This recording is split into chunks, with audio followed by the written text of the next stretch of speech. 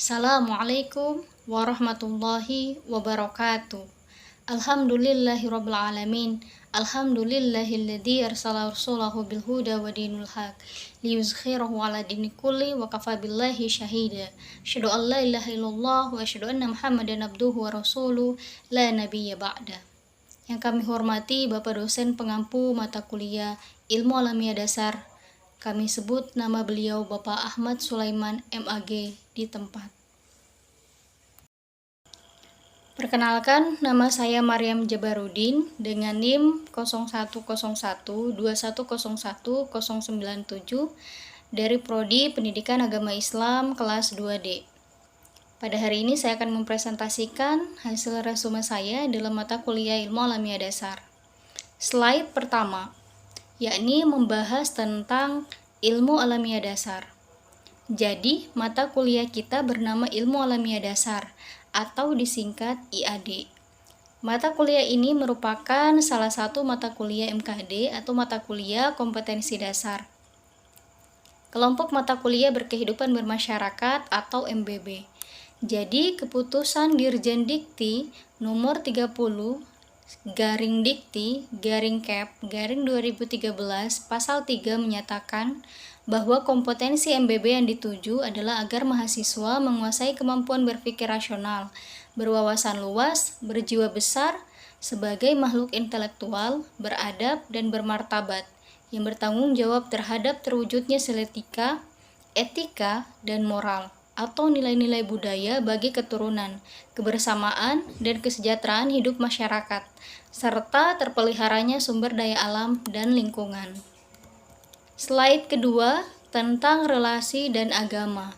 Saya membaginya menjadi 4 poin. Yang pertama, urgensi, kedua objek kajian, ketiga korelasi agama dan sains, yang keempat manfaat mempelajarinya.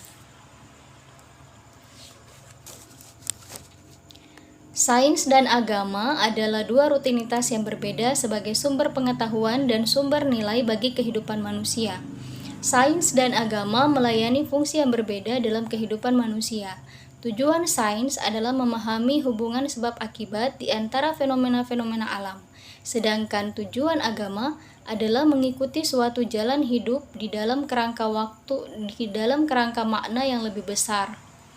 Ketika agama dan sains mengalami ketegangan, dibutuhkan berbagai cara untuk menjembatani keduanya agar saling mengisi dan tidak saling meniadakan.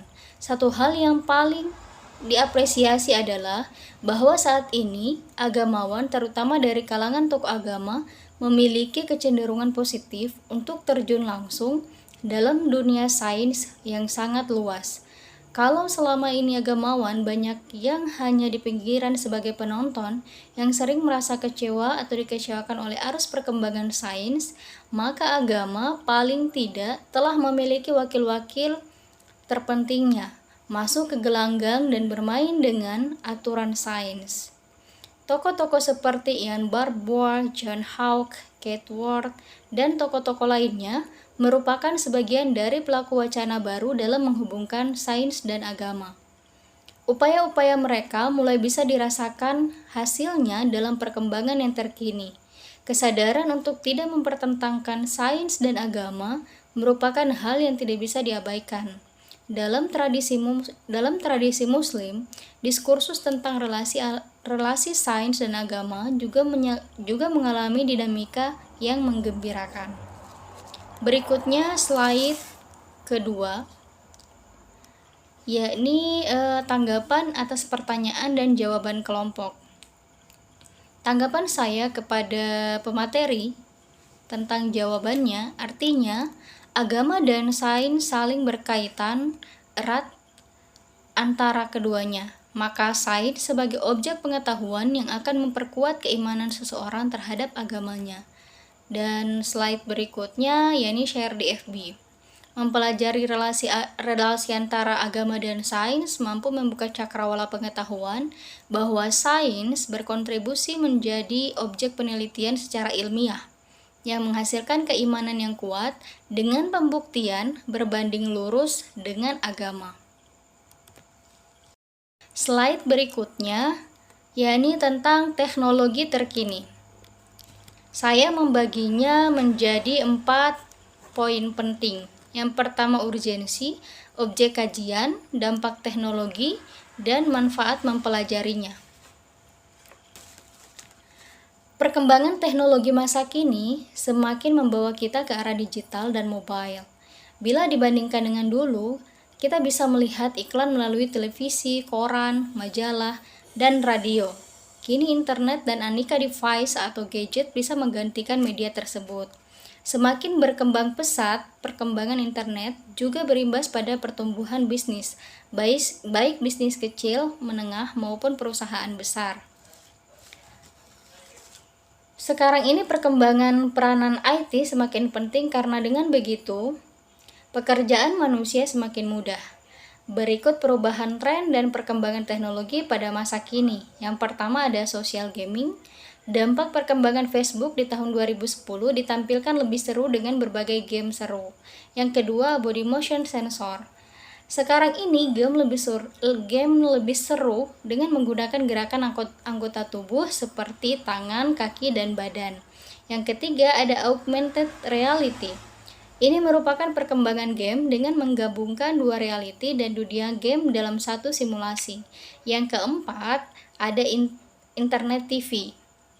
Tren internet TV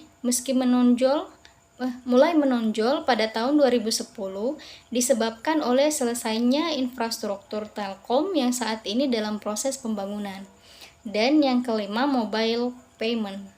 Semakin maraknya Facebook, kini mulai memicu pengguna mobile payment atau pembayaran online melalui HP.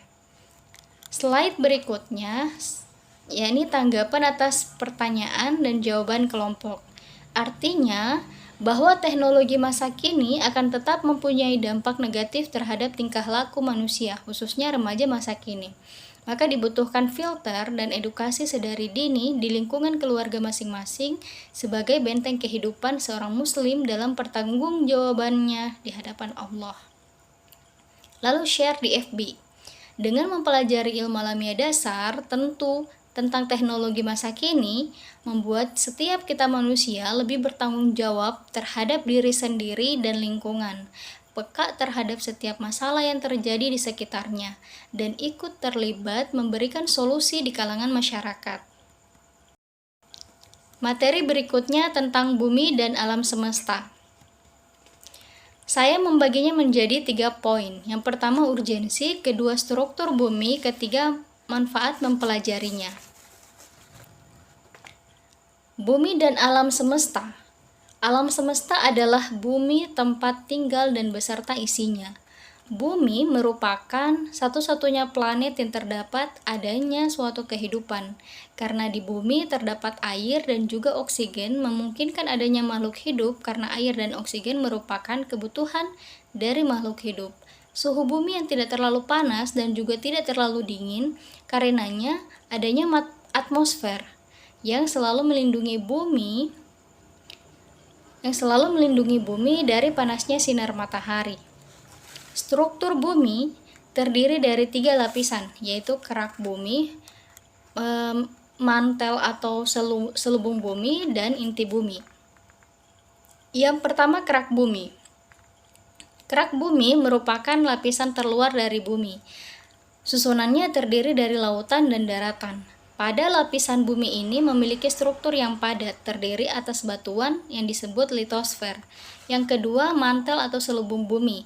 Mantel atau selubung bumi adalah lapisan yang berada di bawah kerak bumi.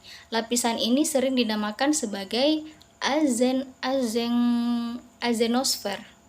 Lalu yang ketiga ada inti bumi. Inti bumi ini terdiri dari inti dalam dan inti luar. Lapisan atmosfer merupakan lapisan gas yang menyelubungi bumi. Lapisan inilah yang selalu menjadikan bumi terasa hangat di malam hari. Atmosfer juga dapat melindungi bumi dari panasnya sinar matahari. Berikutnya tentang air. Fungsi air dalam kehidupan sehari-hari sangat penting, sehingga termasuk dalam kehidupan primer dari manusia. Fungsi air misalnya untuk kebutuhan sehari-hari makhluk hidup. Lalu slide berikutnya tentang tanggapan atas pertanyaan dan jawaban kelompok. Di sini menurut saya Alam semesta ini dan segala yang meliputinya tidak luput dari kuasa Allah Sang Pencipta yang tidak akan bergerak sesuatu pun di bumi ini melainkan atas izinnya. Segalanya telah diatur dengan sebaik-baiknya aturan dan bisa dibuktikan dengan melalui penelitian yang bisa dipertanggungjawabkan. Share di FB.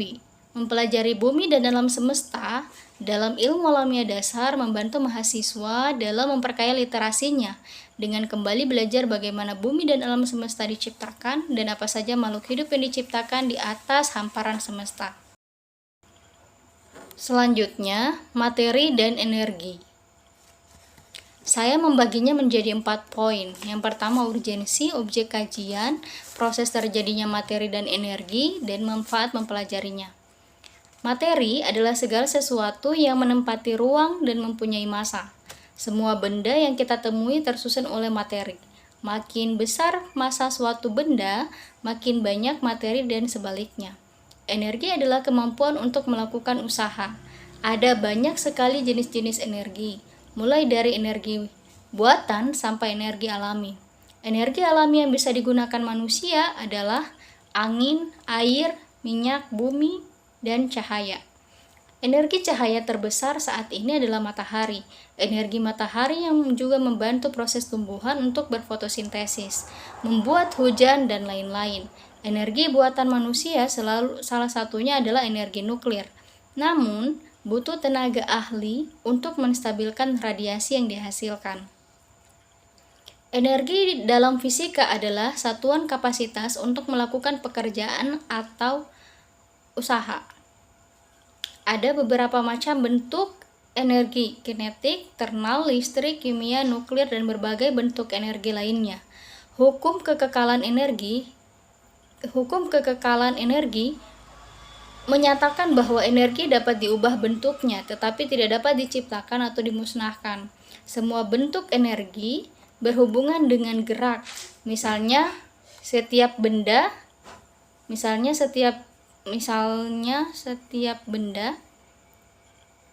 memiliki energi kinetik jika bergerak. Jenis energi dapat dibagi 2, yaitu energi kinetik dan energi potensial. Fungsi energi. Energi adalah kebutuhan utama untuk makhluk hidup dalam melakukan aktivitas alam. Alam menghasilkan banyak energi yang bisa dimanfaatkan oleh manusia, seperti matahari, laut, dan lain-lain. Energi mempunyai banyak sekali fungsi di bidangnya. Mulai dari segi mekanika klasik, beberapa rumusan mekanik telah dikembangkan menggunakan energi. Konsep energi dalam mekanika klasik berguna secara umum untuk fisika modern. Nah, dalam biologi, energi memiliki peran untuk sistem biologi, mulai dari biosfer sampai makhluk hidup yang paling kecil. Pergerakan energi terjadi di biosfer, lapisan dari bumi di mana terdapat banyak kehidupan, mulai dari sistem akar sampai ke palung terdalam di samudra.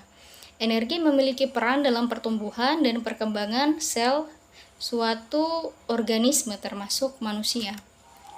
Lalu slide berikutnya, tanggapan dan jawaban. Istilah homogen dan heterogen mengacu pada campuran bahan dalam kimia. Perbedaan campuran heterogen dan campuran homogen terletak pada derajat pencampuran bahan dan keseragaman komposisinya. Berikutnya, tentang share di Facebook. Mempelajari materi dan energi ini dalam ilmu alamiah dasar sangat dibutuhkan manusia untuk menambah pengetahuan bahwa udara yang dihirup manusia ini saat melakukan proses penarikan pernapasan mengandung beberapa gas seperti oksigen, nitrogen, karbon dioksida, dan uap air dalam keadaan dingin. Selanjutnya, materi tentang keanekaragaman hayati dan persebarannya. Saya membaginya menjadi 4 poin. Yang pertama, urgensi, kedua, jenis flora dan fauna di setiap negara, ketiga, persebaran flora dan fauna, dan keempat, manfaat mempelajarinya. Keanekaragaman hayati dan persebarannya. Keanekaragaman hayati adalah keberagaman makhluk hidup yang didasarkan pada ciri-ciri yang diketahui melalui observasi atau pengamatan. Faktor yang mempengaruhi persebaran flora dan fauna di dunia yang pertama ada iklim. Berdasarkan letak garis lintang, bumi terbagi menjadi beberapa iklim, di antaranya tropik, subtropik, arktik, dan subarktik. Yang kedua ada interaksi dengan organisme lain. Perkawinan silang antara dua organisme yang memiliki ras dan varietas berbeda akan menghasilkan organisme dengan varietas baru. Lalu yang ketiga ada vegetasi. Kumpulan beberapa jenis tumbuhan yang hidup di dalam suatu ekosistem. Yang keempat ada barir, seperti pegunungan, sungai, laut, atau gurun. Lalu yang berikutnya persebaran flora di dunia dapat dilihat dari keberadaan biomanya. Bioma adalah suatu wilayah yang memiliki kondisi lingkungan dan makhluk hidup dengan ciri-ciri yang hampir sama. Perbedaan ini dipengaruhi oleh beberapa faktor, yaitu iklim, suhu udara, dan curah hujan. Lalu jenis-jenis bioma. Jenis-jenis bioma ini yang pertama ada tundra. Bioma ini terdapat di kutub utara Arktik yang meliputi wilayah Kanada, Siberia, Rusia, dan Finlandia. Lalu ada taiga. Bioma ini terdapat di tengah-tengah bioma tundra dan hutan temperata, yaitu wilayah Skandinavia, Rusia, Siberia, Alaska, dan Kanada. Lalu yang ketiga ada gurun. Bioma gurun dapat ditemukan di Afrika, Australia, dan Asia Barat. Ciri utama bioma ini adalah curah hujan yang sangat rendah, jadi lingkungannya kering dan suhunya ekstrim. Lalu ada yang keempat, yakni padang rumput. Bioma ini dapat ditemukan di wilayah Tiongkok Utara, Asia Tengah, dan Amerika Utara. Cirinya yaitu memiliki tingkat curah hujan yang rendah yang hanya cukup untuk asupan air. Tumbuhan seperti rumput-rumputan dan tumbuhan lain yang sanggup menguras atau menyerap penguapan air. Lalu yang kelima ada sabana. Bioma ini ada di Afrika Tengah dan Selatan, Brazil Tengah, Australia Utara, NTT, dan Madagaskar. Cirinya hampir sama dengan padang rumput yang banyak ditumbuhi rerumputan. Lalu yang berikutnya yaitu persebaran flora. Nah, hal ini dibagi dalam beberapa zona, yaitu ada zona nearctic. Zona ini memiliki suhu rendah, jadi jenis fauna yang hidup di zona ini sebagian besar memiliki buluh yang lebat. Lalu ada kedua zona neotropik. Di zona ini sebagian besar wilayah tropis dan beriklim sedang. Fauna di wilayah ini antara lain ada armadillo, alpaka, ilama, kelelawar penghisap darah, piranha, anaconda, burung beo, katak pohon Brazil. Lalu ada zona palearktik. Kawasan ini adalah kawasan yang paling luas di antara yang lainnya. Fauna yang hidup di sini juga sangat beragam, yaitu ada panda, unta, rusa kutub, serigala, dan dormouse. Lalu yang keempat ada zona afrotropikal. Sebagian besar jenis fauna yang ada di zona ini merupakan hewan vertebrata. Bentuknya seperti gajah, jerapah, singa, hyena, lemur, zebra, gorila, dan antelope. Lalu yang berikutnya ada zona oriental. Zona oriental meliputi wilayah India, Indochina. Wilayah ini sebagian besar beriklim tropis. Fauna yang hidup di sini adalah hewan primata, fauna air tawar, mamalia berukuran besar, tupai raksasa India, kukang, dan beberapa spesies. Lalu yang selanjutnya tanggapan atas jawaban kelompok. Artinya, setiap negara mempunyai aturan dalam melindungi flora dan fauna khas negaranya sendiri. Lalu berikutnya ada share di Facebook. Mempelajari keanekaragaman hayati dan persebarannya ini membantu kita mengetahui asal-muasal flora dan fauna setiap negara dan mengenal lebih jauh perkawinan silang yang dilakukan oleh para peneliti. Slide berikutnya yakni masalah lingkungan hidup dan upaya melestarikannya. Saya membaginya menjadi 3 poin. Yang pertama ada urgensi, kedua ada objek kajian, ketiga ada manfaat mempelajarinya. Setiap 5 Juni, penduduk dunia merayakan Hari Lingkungan Hidup Sedunia. Peringatan ini merupakan salah satu kegiatan dari Perserikatan Bangsa-Bangsa atau PBB untuk meningkatkan kesadaran global akan kebutuhan untuk mengambil tindakan lingkungan yang positif bagi perlindungan alam dan planet bumi. Hari Lingkungan Hidup Sedunia dipandang sebagai kesempatan bagi semua orang untuk menjadi bagian aksi global dalam menyerukan proteksi terhadap planet bumi, pemanfaatan sumber daya alam yang berkelanjutan, dan gaya hidup yang ramah lingkungan. Masalah lingkungan hidup akibat ulah manusia itu ada yang pertama, polusi, kedua perubahan iklim, ketiga overpopulasi, keempat kepunahan spesies lain, yang kelima kerusakan alam. Lalu ada upaya pelestarian. Nah, banyak cara dalam menerapkan etika lingkungan hidup untuk melakukan upaya pelestarian lingkungan hidup, yaitu yang pertama, batasi penggunaan listrik, batasi penggunaan air, batasi penggunaan kendaraan pribadi. Lalu donasikan barang bekas, kelola sampah dengan benar, kurangi penggunaan listrik, dan yang terakhir menanam pohon. Tanggapan atas jawaban.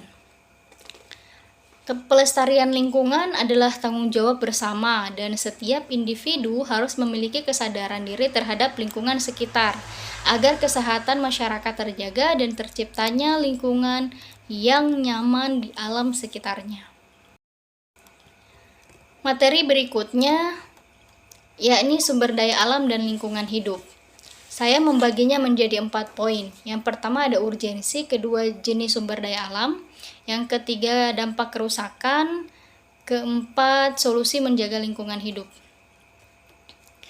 Dalam pergolakan sumber daya alam, benang merahnya yang utama adalah mencegah timbulnya pengaruh negatif terhadap lingkungan dan mengusahakan kelestarian sumber daya alam